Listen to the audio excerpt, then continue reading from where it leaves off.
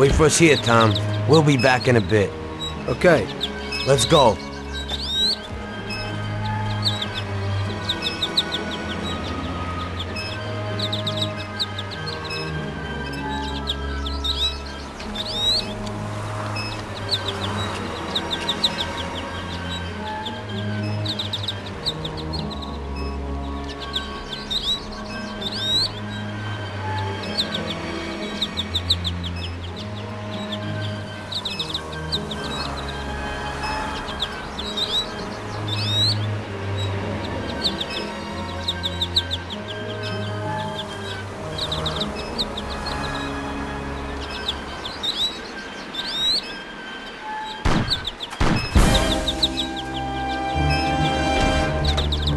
Shit!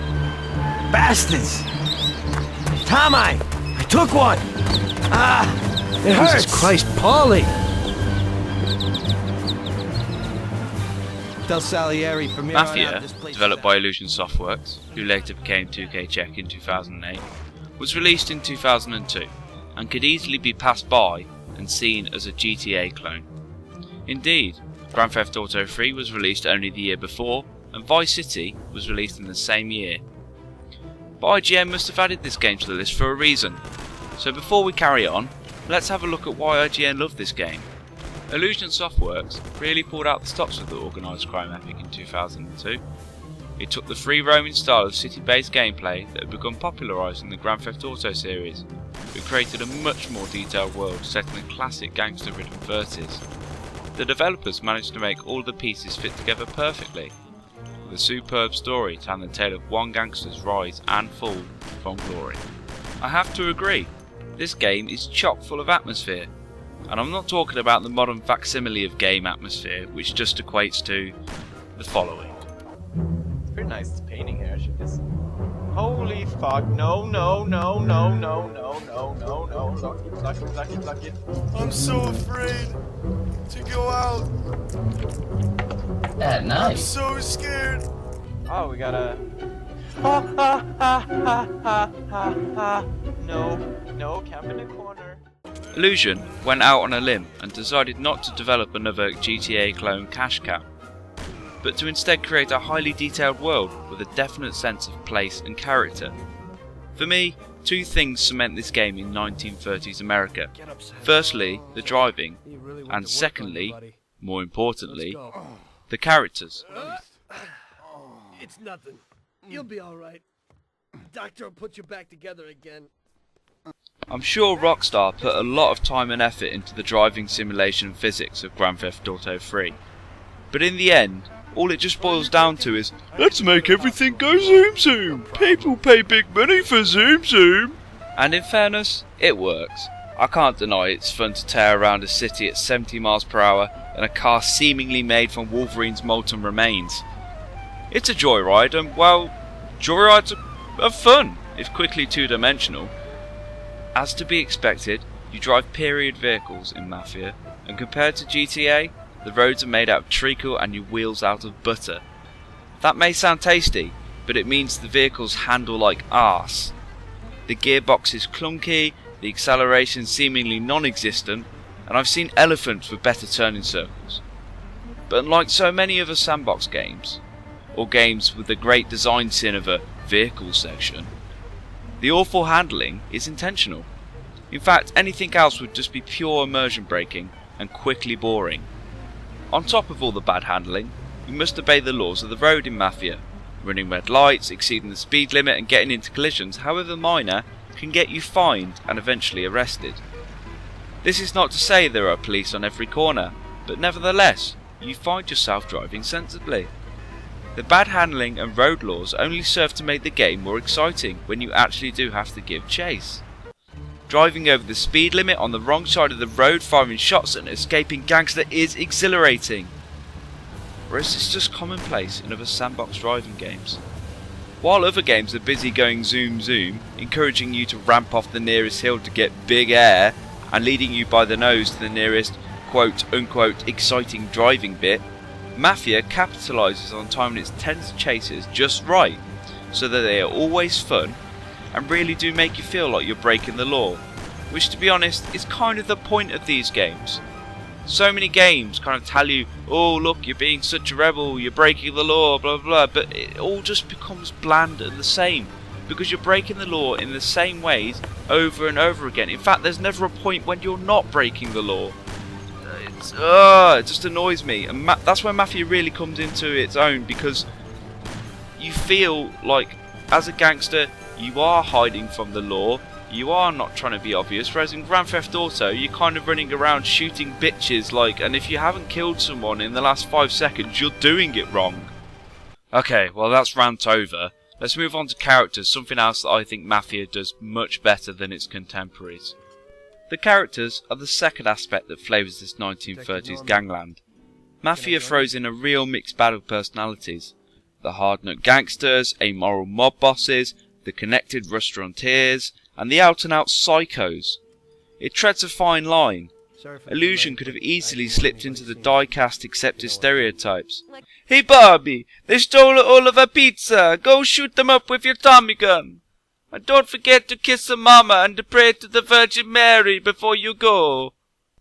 Avoiding that terrible impression of an Italian-American gangster, Illusion have created three-dimensional characters whose personality affects the story as much as the buildings they stand in and the businesses they run. The rival mob boss is known for being amoral, psychotic and uncaring in his methods, shown viscerally in the way he and his mob conduct themselves. No, sir, No! Bastard gets in my way!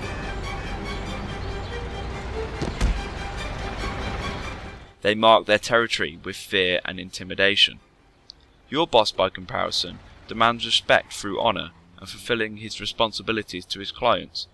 And while still underhanded and active in the criminal underworld, he is a mob boss after all, the overriding impression of your mob is of a dedicated family. The player character is just as deep and well developed as those around him. Observing the player develop from an innocent bystander driving his cab to make ends meet into a hard, at times unfeeling gangster is an interesting commentary on the quickly changing morality of people when passive peer pressure and monetary gain is involved. Before Tommy joins the Mafia, he's a hard-working cabbie, an honest man, an everyman he's easy to empathise with. This only serves to make it unsettling when Tommy slips easily and quickly into the Mafia criminal underworld. He goes from strength to strength in the Mafia, getting involved in ever more criminal activities.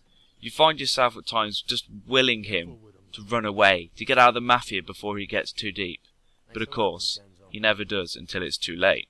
He's stuck in the Mafia now, too deeply involved and with too much valuable knowledge to ever leave the Mafia alive. Tommy wants out for the sake of his family, and it's from this perspective that the story is told. He meets a police officer in a cafe and explains that he has enough evidence to put Salieri, your mob boss, behind bars, thus allowing him and his family to escape the mob unharmed. Cleverly, it's from this platform that the story progresses and missions are doled out to the player. The missions themselves are well designed and varied, integrating the characters and story flawlessly, while making clear the player's inexperience of mob life.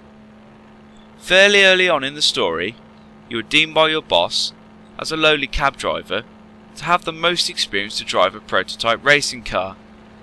You must collect the car from the track by talking to a crooked track guard, drive it to a garage in the middle of the city, have it modified, and then drive it back to the racing track. Now this may seem simple, but take into account you have to get the car there and back before the guard changes shift, without scratching the paint or being spotted by the police, who you'd imagine would be fairly suspicious of a prototype race car driving around the back streets. Far from frustrating and arbitrary, this was one of the tensest, most nail-biting missions I've experienced in gaming. Literally, I finished heart racing with only seconds to spare before the guard changed over. The mob boss was happy, I felt like a badass, and I just think more games should take design cues from this mission. Not to say that every mission is as heart-pounding as this one. One job in particular will divide opinion. Before joining the mob, you literally spend 20 whole minutes of game time living the life of a 1930s cabbie. You can't skip it, and it's about as exciting as it sounds. Personally, I enjoyed it, but I'm a bit of a nerd like that. It was an exploration of the city, and it was a great experience of what a cabbie driver might have to go through on a daily basis. But I can tell you almost 100% sure the Grand Theft Auto and COD gamers out there really will not like it and will be massively turned off by it. But that's just what makes this game great. Mafia is fearless in its authenticity. On the topic of realism, you have to remember this game was released in 2002. Its graphical fidelity is fairly non-existent. People look like they've been slapped in the face by a 2x4. The draw distance is horrifically short, as some of the textures are just downright nasty. Luckily, none of the games on this list are here because they may look good, and these graphical blips can be easily overlooked. Another area where Mafia's age shows is its archaic control system. For example, Q is crouch, E is jump, and right mouse click interacts with objects in the world. Now fortunately, a lot of these key bindings can be changed, but you quickly get cluttered as there are many different controls, and you find yourself forgetting or pressing the wrong button, which is not great when you're in the middle of a firefight. And speaking of firefights, the guns are woefully inaccurate. Now I get that these are period firearms, but there will be times when you have your crosshairs directly over someone's face, while crouched, not moving, and you miss. You don't just miss once, you miss like a whole clip's worth of shots. I really don't think that's authentic. Otherwise things like World War I and II would have been a lot less lethal. This is mitigated by the inclusion of weapons like the Tommy gun, which has a high spread and an even higher rate of fire, effectively dissolving this issue. But when we've been blessed for the last decade of highly accurate shooters, this can be very jarring to the modern gamer. As an example of how to take an established genre, run with it and make it your own, all the while showcasing a fantastic, believable and immersive gangster sim, this is worth checking out. And for those who want the action-packed side of gang life, there are plenty of pulse-pounding shootouts and car chases. I'm not sure I really need to say this, but you need to be aware. Approaching this game as Grand Theft Auto is wrong and will leave you severely disappointed. In terms of availability, I couldn't actually find this game on Steam or goodoldgames.com, but having a quick look at eBay, prices range from 99p all the way up to $5.99 for the physical edition. Now if you can get it digitally somewhere, I don't know where that is, so keep looking, but I managed to pick mine up from a bargain bin for 75p. For those who want some more depth in your sandbox, this is definitely worth checking out. I hope this has been useful, I hope you've enjoyed it. Stay tuned for more videos. I will be doing the next one in the list, which is Herzog's Fly, very soon. Hopefully I'll be playing that through with Mr. Mobius. Right, this has been Westloar, over and out.